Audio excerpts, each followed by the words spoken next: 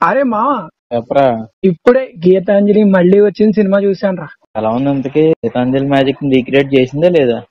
లేదు మావా, ఈ సినిమా 2015లోనో 14లోనో రిలీజ్ అయింది కదా.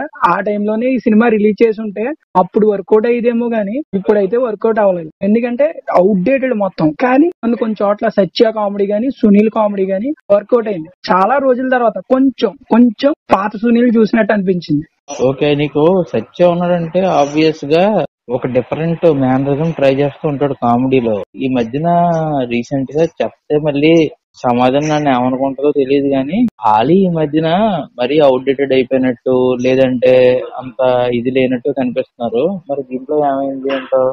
ఈ సినిమాలో ఆలీకి మంచి క్యారెక్టర్ దొరికింది. ఆలీ క్యారెక్టర్ బాగా రాసుకున్నాడు, మంచి ఆర్క్ క్రియేట్ అయింది. ఆ క్యారెక్టరైజేషన్ ఇంకా కంటిన్యూ చేస్తుంటే ఇంకా బాగుండేది. ఎందుకంటే ఒక ఫ్రెష్నెస్ ఉంటది ఆలీ ట్రాక్ లో, బట్ దాన్ని సరిగ్గా వాడుకోలేపాడు డైరెక్టర్. మరి మెయిన్ లీడ్ మరి గీతాంజలి పరిస్థితి ఫ్రాంక్ గా చెప్పాలంటే ఈ సినిమాలో శ్రీనివాస్ రెడ్డి గాని అంజలి గాని చేసింది ఏమీ ఉండదు. గీతాంజలిలో ఏ యాక్టింగ్ అయితే ఉంటదో దీంట్లో కూడా అదే యాక్టింగ్ ఉంటది. కొత్తదనం అంటూ ఏమీ ఉండదు. ఏదైనా ఈ సినిమాకి కొత్తదనం ఏమైనా ఉందా అంటే ఇంతకు ముందు ఈ సినిమాలో లేని సునీల్ అండ్ సత్య.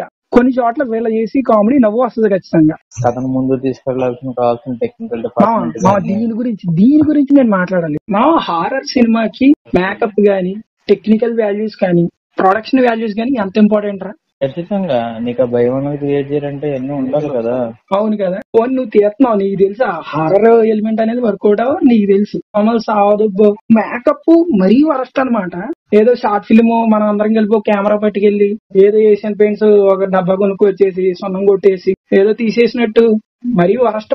అది మనం ఆల్రెడీ ట్రైలర్ చూసినప్పుడే మాట్లాడుకున్నాం కదా. అవును, నువ్వు ట్రైలర్ లో ఏదైతే ఎక్స్పెక్ట్ చేసావో అదే ఉంది. దట్టు రవిశంకర్ లాంటి యాక్టర్ అది ఎలా యాక్సెప్ట్ చేసాడో, ఎలా చేసాడో, ఎలా కన్విన్స్ చేసాడో మన కోన వెంకట్. నాకు సినిమా చూస్తున్నాను సేపు మా ఇంట్లో అదే రన్ అయింది. ఓవరాల్ గా చెప్పాలంటే ఏం చెప్తావు దీని గురించి? ఎవరికైతే ఈటీవీలో నైట్ 9:30కి వచ్చే జబర్దస్త్ షో ఇష్టం వాళ్ళు ఈ సినిమా ఖచ్చితంగా చూడొచ్చు, చాలా ఎంజాయ్ చేస్తారు. ఎవరికైతే సినిమా అంటే మమకారం ప్రేమ ఉందో వాళ్ళు ఈ సినిమా వైపు అస్సలు వెళ్ళకండి.